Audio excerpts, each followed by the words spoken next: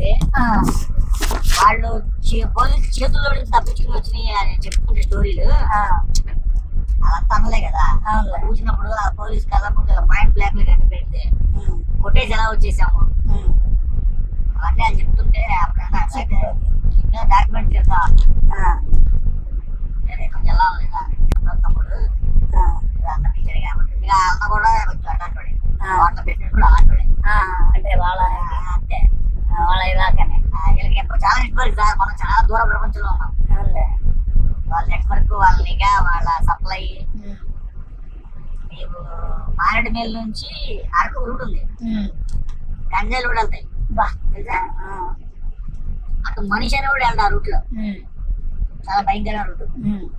మనము పుష్పలాగా గంజాయి మీద వాడు రెడ్ శాండిల్ దగ్గర తీసాడు, గంజాయి మీద తీస్తే ఒకటి బాగుంటుంది అన్నాడు. మనం వాటిలోకి వెళ్ళకూడదు సార్. మనం లేనిపోయి తగిలించుకున్నాం అది. మీరు బస్తర్ సినిమా చూడండి, రాత్రి సుదీప్ తో సేన్ తీసింది. ఇన్వెస్టిగేషన్ సంబంధించి వెళ్ళామనుకోండి, ఏదన్నా వేరే వాడు చేసిన పనికి వీడు కూడా ఆలోడే వేస్తారనుకోండి, ఏమి చేయరా అంటే ఇప్పుడు మీకు బాగా చెప్తాయినండి. బాగా అంటే ఒక ఒక రంగం మామూలుగా జర్నలిజం కావచ్చు, నక్సలిజం కావచ్చు, బ్రోకరిజం కావచ్చు, మనకు సీజన్ ఉంటాయి. ఆ సీజను అనేది చాలా క్రిటికల్. ఇప్పుడు మీరు ఏపీలో తెలంగాణలో నక్సలిజం అనే దాని వార్తలు ఇవి చూసారా? ఈ మధ్య కాలంలో ఎక్కడ లేవు ఎన్కౌంటర్. అంటే ఒక సీజన్ లో ఎట్టుండేవంటే అదే పనిగా అదే వార్త ఉండే అవే. ఇప్పుడు ఊర్లో అడుగు పెట్టాలంటే భయం. నేను ఆంధ్రజ్యోతిలో ఉండగా నక్సలిజానికి సంబంధించిన వార్తలు రాసి ఒకసారి జనగాం బస్ స్టాండ్ దిగితే జనగాంలో ఎక్కడ చూసినా వాంటెడ్ పోస్టర్లే ఆ బస్ స్టాండ్ లో. అసలు ఎంత గంభీరంగా ఉందంటే మన చుట్టుపక్కల ఏమన్నా వాళ్ళు మీరు బస్సు దిగిన వెంటనే ఇక్కడ అక్కడే ఏ పోలీసు ఉన్నాడో ఇక్కడే నక్సలైట్ ఉన్నాడో అంత భయంకరంగా అనిపించింది ఆ ఊరు, ఆ బస్ స్టాండ్. ఆ రోజులో అంత భయంకరంగా అదే పనిగా వార్తలు అవే వార్త. ఇప్పుడు దాన్ని బాగా డైల్యూట్ అయిపోయి నువ్వు అన్నట్టు మేమున్నామని వీళ్ళు, మేమున్నామని వాళ్ళు ఏదన్నా చేసుకోవాల్సింది తప్ప ఆ సీజన్ పోయింది. అసలు బస్తర్ సినిమా చూస్తే మనకి పిచ్చిపోదు. నాయన నక్సలైట్లు ఇంత భయంకరంగా ఉంటారా చూడలే అయితే బస్తర్ సినిమా. జర్నలిజం అంటే మొక్కలో ఎలికి బయట లాగడం అది ఎంటర్టైన్మెంట్. ఆ పక్క ఎలికి షూటింగ్ చేపిస్తామంటే ఇప్పుడు వీళ్ళు నాతో ఏమంటున్నారు sir Andhra sir Amaravati sir మీరు పోవద్దు, మీరు ఎన్నో ఆ వార్తలు ఇచ్చారు ఈ వార్తలు ఇచ్చారు అంటే అసలు మాకు అలా ఉండనే ఉండదు.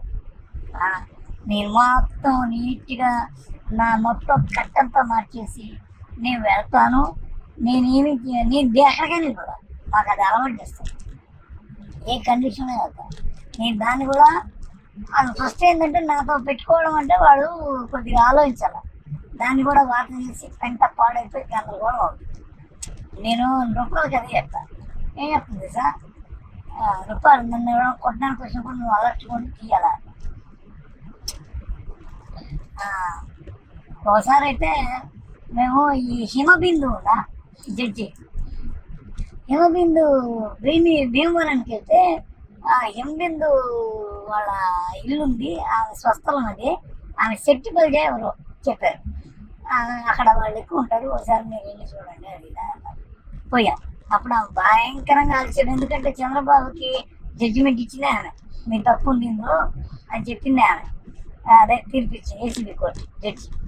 అయితే మాకు బాగా తిరగంగా వాళ్ళ నాన్న ఆయన ఒక నోటరీ, నా పేరు రామచంద్రరావు ఏదో, ఆయన దగ్గరికి వెళ్ళి ఆ విధంగా సార్ మేము ఇట్లా వచ్చాము సార్ అనగానే ఫస్ట్ ఆయన ముందుగా మంచి మాట చెప్పాడు. ఏముందంటే, ఏమండి ఇప్పుడున్న పరిస్థితుల్లో నేను ఫలానా తెలియడం, నా సెక్యూరిటీ కూడా ప్రాబ్లం ఉంటుంది, మీరు దయచేసి నేను ఎలాంటి ఇంటర్వ్యూలు లేవను, మీరు వెళ్ళిపోండి అని మర్యాద చెప్పి కిందకి వెళ్ళిపోయాడు. అంతా అయిపోయిన తర్వాత మేము వెళ్ళిపోతాం లేదని చూస్తే అదంతా నువ్వు షూట్ చేయవసారిగా అతను వచ్చి మా మీదకి ఒక యుద్ధానికి వచ్చి వీరంగం వాడి లంజ కొడకలారా లండి కొడకలారా అమ్మ లక్కలు దెంగి తిరిగి మా ఫోటోలు మా ఇమేజెస్ మా వీడియోలు అన్నీ తీసుకొని ఇమీడియట్గా నేను సిఐ కంప్లైంట్ చేస్తానని హడావుడి హల్చల్ చేస్తే మళ్ళీ నువ్వు చాయ్ చదవా అవన్నీ కూడా సార్ తీసుకోండి సార్ అనేక పెట్టి ఆయన్ని అంత చేసి మళ్ళీ పాపాటి మేము ఇది కానీ ఎక్కడైనా అదంతా షూట్ చేస్తూనే ఉన్నాడు ఎవరు రూపాయలు ఇది కానీ ఎక్కడైనా రిలీజ్ అయిందో నువ్వు జైల్లో ఉంటావు అని అన్నాడు ఆయన. సరే మేము వచ్చింది ఆయన్ని బయట పెట్టడానికి కాదు, ఏదో ఒక ఇంటర్వ్యూ తీసుకుందాం ఆయన వాయిస్ తీసుకుందాం అని అభిప్రాయంతో చేసాం తప్ప మేమైతే ఇదే పనిగా మేము ఇట్లాంటివి అప్పుడప్పుడు జరుగుతూనే ఉంటాయి. అమరావతిలో పోతే అమరావతిలో మమ్మల్ని కొట్టినంత పని చేశారు, ఎక్కడి నుంచి వచ్చారు మీరు, ఎవరు మీరు అని మేము దాన్ని వాళ్ళతో ధైర్యంగా మాట్లాడే యత్నమే చేశాం. తెలివైనోడు ఎవడు కూడా మా మీద అంత తేలిగ్గా కత్తి దుయ్యడు. ఎందుకు అంటే వాడు మళ్ళీ బయటకు వచ్చేస్తాడు, బయట పడిపోతాడు. దాని మీద మొన్న మీకు అంతెందుకు ఎన్టీవీ వాళ్ళ మీద వాడు రవి మా ఫ్రెండ్ వాడు ఒక పబ్లో ఒక ఫ్రాడ్ జరిగితే ఆ ఫ్రాడ్కి సంబంధించి వాడు చేస్తే వాళ్ళు వచ్చారు బౌన్సర్ వాడి మీద దాడి చేశారు. మేము అలాంటి దాడులు గీడుని చూసి భయపడ్డాం, దాన్ని చూసి ఊని కింద మీద పడ్డాం. అసలు ఆ జంకడం అలాంటివి మాకు ఉండదు, ఆ చిప్పు లోపల తీసేస్తారు, ఆ నరం కలిగేస్తారు.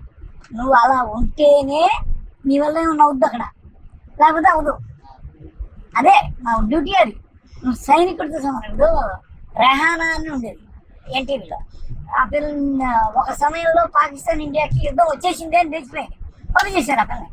ఆ పిల్ల అక్కడికి వెళ్ళి 4 రోజులు ఉండి శుభ్రంగా ఆ అనుభవాలతో రోజు ఇంత రాసేది, ఈ రోజు ఇది జరిగింది, ఈ రోజు ఇది జరిగింది. ఫైనల్గా అక్కడ యుద్ధం వెనక్కి వెళ్ళిపోయింది. అప్పుడైతే పాకిస్తాన్ బోర్డర్ నుంచి పంజాబ్ బోర్డర్కి పెద్ద పెద్ద గుండ్లు అంటే ఇవి బయటపడేది, ఆ మిసైళ్ళు తాలూకు ఇక్కడ పడేది. ఆ ఊళ్ళకి వెళ్ళి ఆమె రిపోర్ట్ చేసింది.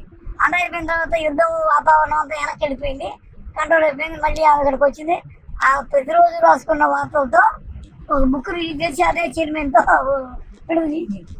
ఒక ఆడపిల్ల మనం మామూలుగా అనుకుంటే ఎంత భయపడాలా, ఆమె ఉన్న ఫీల్డ్ని బట్టి ఆమెలో ఆ భయాన్ని అనేది అన్ని ఎవరు ఉంచరు, తీసేస్తారు. అది అట్లా అట్లా ఉంది మా భక్తులు. ఎవరు కొడతారో తెలియదు, ఏం చేస్తాడు. నేనైతే విజయవాడలో నన్ను గుర్తుపట్టడానికి కూడా మనుషులు ఉన్నారు. ఆ హోటల్ తిరిగిపోతే మీరు ఆ టీవీలో చెప్తారు కదా సార్ అని పర్టికులర్గా నన్ను ఒక 60 మంది విజయవాడలో తిరిగినప్పుడు నన్ను అడిగారు. కోర్టులో 2 అడిగారు. కోర్టులో సార్ మీరు చెప్తారు కదా బీసీవైఎం పార్టీ పెడితే ఈ బీసీలు ఏం చేయగలరు ఓసీలని దాటి అని చెప్పి మీరు ఒక అనలైజేషన్ చేశారు కదా అని అలా ఆయన అడుగుతున్నాడు నన్ను. ఆ తర్వాత నేను ట్రిచీలో దిగితే బస్సు దిగిన వెంటనే ఒక అతను గుంటూరు అతను, వాడు ఏ స్టోరీ చూశాడో ఆ స్టోరీలో నేనేం చెప్పానో అది నాకు అప్పచెప్పి ఆ ప్రజెంటేషన్ నాకు నచ్చిందని చెప్పి వాడు అభిమానంతో నన్ను గుర్తుపెట్టాడు కాబట్టి సరిపోయింది. వాడికి అది నచ్చలేదు అనుకో, వాడు ఏం చేస్తాడు, దాడి చేయాలి కదా నా మీద.